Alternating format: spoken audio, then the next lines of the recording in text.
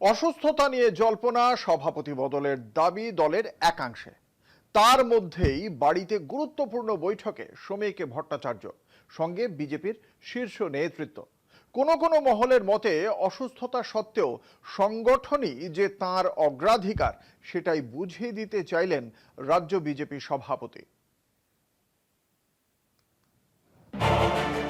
শারীরিক অসুস্থতা নিয়ে দলের ভিতরে বিতর্ক চললেও কাজের মধ্যেই থাকার বার্তা দিলেন বিজেপির রাজ্য সভাপতি শ্রমিক ভট্টাচার্য।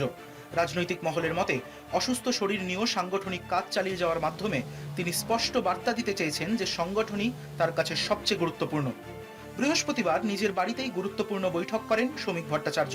তার সঙ্গে ছিলেন বিজেপির সর্বভারতীয় সাধারণ সম্পাদক BL সন্তোষ, রাজ্য সাধারণ সম্পাদক অমিতাভ চক্রবর্তী এবং সহকারী পর্যবেক্ষক মঙ্গল পাণ্ডে। বিকেলে একই জায়গায় দলের কেন্দ্রীয় নেতা সুনীল বনসালের সঙ্গে বৈঠক।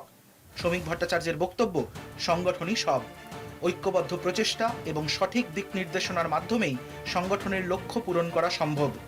সম্প্রতি তার সভাপতির পদ নিয়ে দলের একাংশে অসন্তোষ দেখা দিয়েছে।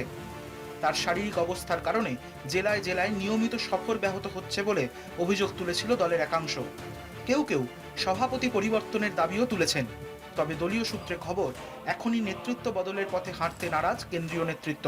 বিজেপির সাংগঠনিক নিয়ম অনুযায়ী রাজ্য সভাপতির মেয়াদ সাধারণত 3 থেকে 4 বছর। তাই শ্রমিক ভট্টাচার্যকে পূর্ণ মেয়াদ শেষ করার সুযোগ দেওয়ার পক্ষেই কেন্দ্রের শীর্ষ নেতৃত্ব।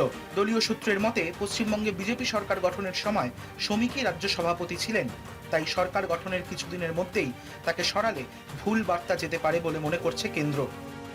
অঞ্জন রায়ের রিপোর্ট, কলকাতা টিভি।